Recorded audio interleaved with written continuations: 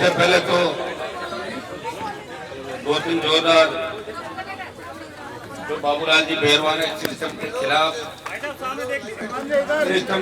जो साजिश की और पूरे सिस्टम की पोल खोली। मेरे पीछे पीछे आप नारे लगाओगे, मैं कहूँगा बाबूलाल बेरवा अमर रहे। आप कहोगे शहीद बाबूलाल बेरवा अमर रहे, शहीद बाबूलाल बेरवा अमर रहे। मैं परिजनों को दुख की इस घड़ी के अंदर अपनी संवेदनाएं व्यक्त करता हूँ। साथ ही साथ जितने भी संगठन पिछले 4 दिन से लगातार 5 दिन से लगातार एसएमएस अस्पताल की मोर्चरी के बाहर परिजनों के साथ कंधे से कंधा मिला के जो लड़ाई लड़ रहे हैं, मैं सारे संगठनों का हृदय से धन्यवाद देता हूं। आपकी मजबूती के लिए यहाँ सरकार से राजधानी के अंदर आप लड़ रहे हो। और मुझे जैसे ही पता लगा कि बाबूलाल जी ने सिस्टम के खिलाफ अधिकारियों के नाम लिखे और एक व्यक्ति का और भी नाम लिखा जो पत्रकार थे, इनके नाम लिखने के बाद उन्होंने अपने प्राण न्यौछावर किए। पहले वो व्यक्ति लगातार लंबे समय सिस्टम के सामने हमारे जो लोग बैठे हैं उन सब से मिलके वो प्रयास कर रहे थे अपनी सच्चाई साबित करने का, लेकिन सिस्टम में बैठे लोगों ने पुलिस के जिन अधिकारियों का नाम लिखा, पुलिस कमिश्नरेट के अंदर बैठे लोगों ने, सरकार के अंदर बैठे लोगों ने सुध नहीं ली और आखिर अपने परिवार को, बेटियों को, माताजी को छोड़ के और उन्होंने मुख्यमंत्री उप मुख्यमंत्री का नाम भी ये लिखा कि आप मुझे न्याय दिलाना, मैं जा रहा हूँ दुनिया को छोड़ के, ये व्यवस्था ठीक नहीं है, मैं व्यवस्था बदलना चाहता हूँ। एक बहुत बड़ी सादत बाबूलाल जी बेरवा ने इस राजस्थान के मरे हुए सोए हुए लोगों को, मरे हुए जिनके जमीर मरे हुए लोगों के, उनका जमीर जगाने के लिए बहुत बड़ी सादत की शुरुआत बाबूलाल बेरवा ने की है। मैं देखिए इनकी कमी तो हम पूरी नहीं कर सकते, लेकिन मैं आपको विश्वास दिलाता हूँ अगर आपने हिम्मत रखी 2, 4, 6 घंटा हो या 1 दिन और तो निश्चित रूप से आप जो चाहोगे सारे काम होंगे। जब हमने 4 दिन 5 दिन हिम्मत रखी है तो अपने को जल्दबाजी नहीं होनी चाहिए। जल्दबाजी राजस्थान की सरकार को होनी चाहिए कि राजस्थान का दलित और ओबीसी वर्ग राजधानी की सड़कों पे बैठा है। अगर आपकी तरफ देख भी लिया तो राजस्थान के गांव-गांव, ढाणी-ढाणी से लाखों की तादाद के अंदर नौजवान उठ के इस राजधानी को घेर लेंगे और भजनलाल जी की सरकार जो वैसे ही नहीं चल रही है उसका चलना दुर्बल कर देंगे। मैं भाइयों इतना ही विश्वास आपको दिलाता हूँ कि हमें इसमें कोई पॉलिटिकल माइलेज के लिए नहीं, तमाम 5 दिनों के अंदर कई लोग यहाँ पे आए, उनको भी धन्यवाद दूंगा कि उन्होंने दुख की घड़ी के अंदर इस परिवार के अंदर आके संवेदनाएं व्यक्त करें, परिवार का साथ दिया, मैं उन सबका धन्यवाद देता हूँ। और मैं आपको विश्वास दिलाता हूँ कि जो परिजन चाह रहे हैं इस मामले के अंदर, जो परिजन की मांगे हैं, वो मांगे जब तक सरकार मानती नहीं, तभी आपकी जो संघर्ष समिति है, मुझे पता लगा, मैं लगातार 4 दिन से सरकार के अंदर बैठे लोगों के, दिल्ली में बैठे लोगों के, आपके दलित संगठनों के जो बड़े नेता लोग हैं उनसे और कमिश्नर और डीजीपी से लगातार संपर्क में था। और मैं कह रहा था कि आप जाएं, बात करें और कोई गिरफ्तारी से बहुत कुछ नहीं हो जाएगा। एक बार इनकी मांग है गिरफ्तार करें इस मामले के अंदर। मुआवजे हमेशा कोई नई बात नहीं है। उदयपुर के अंदर जब मामला हुआ था तो आपको जाने पिछली कांग्रेस सरकार ने 2 नौकरियां दे दी जाकर, आपको जाने उदयपुर के एक छोटे से मामले। भाइयों ये बहुत बड़ा मामला है और पुलिस के हेड कांस्टेबल जो पुलिस व्यवस्था के खिलाफ अपने आप को एसआई महसूस कर, जब राजस्थान की पुलिस अपने हेड कांस्टेबल को न्याय नहीं दिला पाई तो मजबूरन उन्होंने अपने प्राण त्यागने पड़े। इस निकम्मी व्यवस्था के खिलाफ उन्होंने प्राण न्यौछावर किए। हम सब इस दुख की घड़ी के अंदर साथ हैं और मैं आपको विश्वास दिलाता हूँ हम हिम्मत रखेंगे, उनको सलाखों के पीछे डलाएंगे, परिवार को न्याय दिलाएंगे। और हमेशा जो लोग यहाँ हैं मैं उन सबको धन्यवाद दूंगा। अलग अलग समाज, सर्व समाज के लोग यहाँ पर हैं, दलित समाज के साथ, उन सबको, प्रदेश भर से आए नौजवानों को, विश्वविद्यालय के हमारे छात्र नेता जो आए, इन सबको इस बात का भी धन्यवाद दूंगा कि इन्होंने इसको खुद की लड़ाई समझा। मैं माताएं बहनें जो बैठी परिवार के अलावा जो साथ देने के, उनको भी धन्यवाद ज्ञापित करूंगा कि दुख की घड़ी के अंदर बाबूलाल जी बेरवा के परिवार के साथ खड़े। मैं पहले ही दिन आ जाता, लेकिन मुझे पता है मेरे छोटे भाई हिम्मत वाले हैं, वो कह रहे थे भाई साहब हम लड़ाई लड़ रहे हैं, जब जरूरत पड़ेगी तो आपसे बुला लेंगे। कल मैंने कहा मैं आऊंगा, तो कहा आप आ जाए। और मैं धीरे धीरे आ रहा था, मुझे पता है मैं धीरे धीरे चलूंगा, उतनी सरकार डरेगी, और सरकार डर गई। आपकी सारी मांगे सरकार को माननी पड़ेगी। हमें जल्दबाजी नहीं करनी है, जल्दबाजी राजस्थान की सरकार को करनी होगी। मोदी जी, गृह मंत्री जी, आप देखिए किस तरह हमारे एक व्यक्ति जो शोषित दलित समाज से आता है, 5 दिन से उनकी बॉडी मोर्चरी के अंदर पड़ी है, परिजन बैठे हुए, इससे ज्यादा नकारा सरकार नहीं हो सकती। भजनलाल जी, प्रधानमंत्री जी कार्यक्रम कर रहे हैं जोधपुर के अंदर, बड़े बड़े भाषण दे रहे हैं, भाषणों से पेट नहीं भरता। मेरे मित्र हैं भाई मुख्यमंत्री भी, दूसरे लोग, प्रेमचंद जी, ये सामाजिक मजबूरी बीजेपी के अंदर उनकी हो सकती है, लेकिन सामाजिक दबाव उन लोगों को भारतीय जनता पार्टी के अंदर बढ़ाना चाहिए। तमाम शेड्यूल कास्ट के नेताओं को दबाव बढ़ाना चाहिए कि हम वोट मांगने जाएंगे तो कल लोग क्या कहेंगे।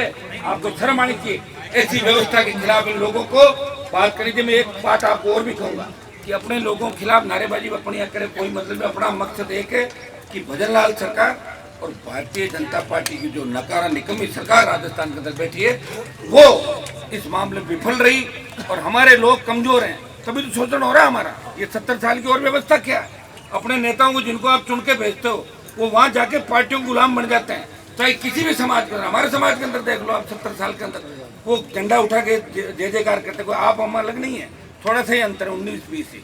मैं आपको विश्वास दिलाता हूँ कि ये जो छेड़छाड़ हुई सुप्रीम कोर्ट के अंदर, आरक्षण की जो राय दी, आपने भारत बंद का आह्वान किया, हम सब लोगों पार्लियामेंट के अंदर भी बाहर भी हम सब एक हैं। अभी SC ST के साथ छेड़खानी हुई, फिर OBC के साथ होगी, और धीरे धीरे आरक्षण व्यवस्था को खत्म करने के लिए दिल्ली की सरकार कटी करेगी। आरक्षण को खत्म करके हम देश में अलग तरीके का राज लाना चाहते हैं।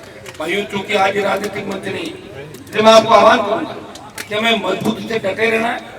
मजबूती से डटे रहना ही सबसे बड़ी चीज है। सरकार के हाथ पांव खुले में, सरकार डरी हुई है। अलग अलग जासूस, दूसरे तरीके के लोग बैठ के चाहती कैसे न कैसे करके और हम पीछा छुड़ाएं, लेकिन जब तक सम्मानजनक बात नहीं हो जाती, पूरी मांगे सरकार हमारी मान नहीं लेती। बाबूलाल जी को सच्ची श्रद्धांजलि यही होगी कि हम सब इसके अंदर सब मतभेद भुला के एक ही बात का ध्यान रखें कि जो परिजन चाहते हैं, जो फेल सिस्टम है, इसके अंदर भजनलाल सरकार बड़ा एक्शन ले। भजनलाल जी वैसे एक्शन लेने वाले मुझे लगे नहीं, क्योंकि एक्शन अगर लेते तो इनकी मजाक थोड़ी उठती राजस्थान का। किस तरह मजाक उठ रही इनकी, हर जगह जाते हैं वो मजाक का पात्र बन जाते हैं।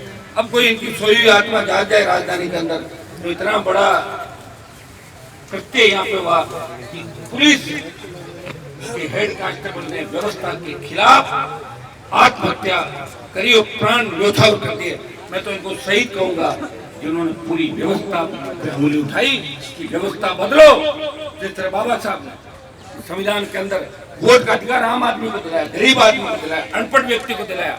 उस समय अनपढ़ों को वोट नहीं देने की बात चली कि अनपढ़ आदमी वोट क्यों देगा। तब उन्होंने कहा था कि देश गुलामी के लंबे दौर से गुजरा, अगर अनपढ़ व्यक्ति वोट नहीं देगा तो सच्चा लोकतंत्र नहीं होगा। तो जय भीम के नारों के साथ आप मजबूती के साथ चल रहे हो, सही बात है, लेकिन हमारे लोग आज भी कहीं कहीं डरे से में रहते हैं। हमारे अधिकारी नेता अपनी बात कहने से डरते हैं कि पता नहीं हमारे साथ कोई आएगा कि नहीं आएगा। मैं आपको इतना ही विश्वास दिला सकता हूँ कि मैंने इस राजस्थान में लड़ाई लड़ी और मैंने तो प्रयास किया था, जय भीम जय तेजाजी के नारे के साथ राजस्थान में मजबूती के साथ लड़ाई भी लड़ी। परिणाम चाहे कुछ भी हुआ, आज लोकसभा के अंदर आप देख रहे हो, आपकी आवाज बनती, दलित, शोषित, पीड़ित, OBC, जहां भी अन्याय हो, हनुमान बेनीवाल और आपके दूसरे भाई हमेशा किसी न किसी मामले पे राजस्थान की सरकार को, देश की सरकार को कहते हुए नजर आते हैं। मैं यहाँ आपके बीच कोई पॉलिटिकल माइलेज नहीं लेने आया। मुझे पता है मैं राजस्थान विश्वविद्यालय छात्र की राजनीति से निकला हूँ।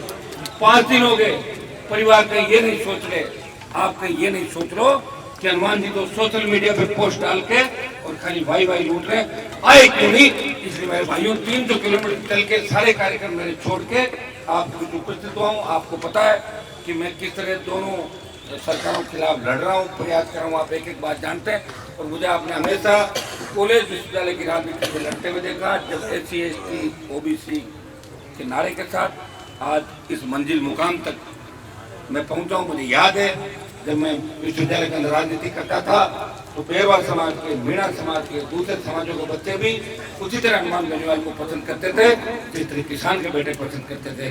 जब हम 24-25 साल पहले के बैग के अंदर हम जाएंगे, इन्हीं सड़कों पर हमने संघर्ष किया और उसी का परिणाम है कि आज हमारे छोटे भाई संघर्ष कर रहे हैं, आगे निकल रहे हैं। यही राजस्थान विश्वविद्यालय जब किसान के बेटे अध्यक्ष नहीं बनते थे, उसके बाद हम बनने लगे, फिर शिल्पकाट के भाई बनने लगे, मीणा बनने लगे, यादव बने, अब से गुजर अभी तक नहीं बना ना, अब नंबर आ जाएगा, वो बनने लगा। और पहले कौन अध्यक्ष बनते थे आप भी जानते हो, 2-3 जातियों से अध्यक्ष बना करते थे, लेकिन धीरे धीरे संघर्ष करके इस परिपाटी को तोड़ा और दिल्ली तक गए। और पार्लियामेंट के अंदर भी आप देखते हो कि मजबूती से प्रत्येक गांव गाड़ी देश की जो भी जहाँ न्याय होता है, सबसे पहले खड़े होकर आपके बीच प्रयास करते हैं।